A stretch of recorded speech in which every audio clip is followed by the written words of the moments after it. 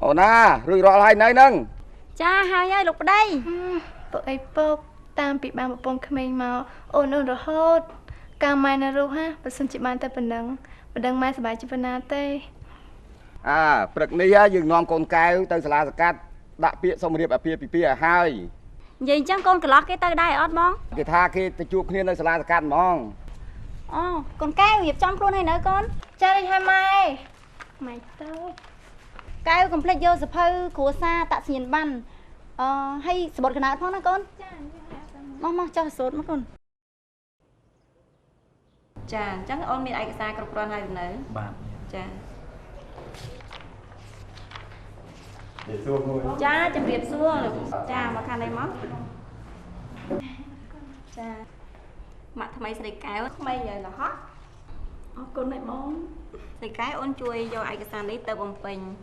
ដាក់ច្បាប់រៀបការណាក្នុងនោះអូនទៅសេនាមតកូលនាមខ្លួន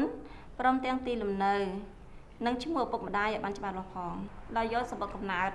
មកពិនិត្យមើលច្រឡំតាមពូស្រីកែវអាយុប្រហែលឆ្នាំហើយពូកូនកាយឆ្នាំនេះមានអាយុ16ឆ្នាំហើយអញ្ចឹងគាត់ជានិតិជននៅឡើយគាត់រៀបការបានលុះត្រាតែមានការយល់ព្រមពីអាណាព្យាបាលជាមុនសិនណាពូបាទខ្ញុំយល់ព្រមអញ្ចឹងស្រីកែវយល់ព្រមទៅតាមឪពុកម្ដាយដែលបានទុកដាក់ឲ្យមែនអត់អូនព្រមតាមពុកម្ដាយចុះគាត់មានបានបខិតបខំអូនអត់អូនចាអត់ទេខ្ញុំយល់ព្រមដល់ខ្លួនឯងចាអញ្ចឹងបងនឹងរៀបចំឯកសារជូនបងអូនឲ្យត្រូវទៅតាមច្បាប់ណាចាអរគុណតែពូកុំភ្លេចណាពេលដែលពួកគាត់រៀបការហើយពូត្រូវនាំពួកគាត់មកចុះសម្បត្តិអាពាហ៍ពិពាហ៍ផងអរគុណនៅក្មួយមាត្រា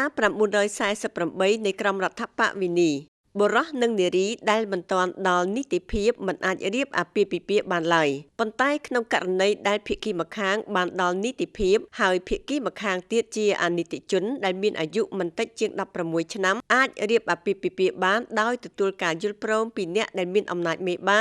ឬអ្នកអាណាព្យាបាលសម្រាប់អនិច្ចជនរបស់អនិច្ចជននោះមាត្រា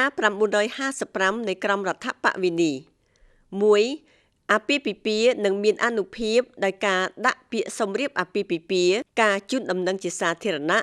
ការចុះកិច្ចសន្យាអាពាហ៍ពិពាហ៍និងការចុះបញ្ជីនៅចំពោះមុខមន្ត្រីអត្រានុកូលដ្ឋាន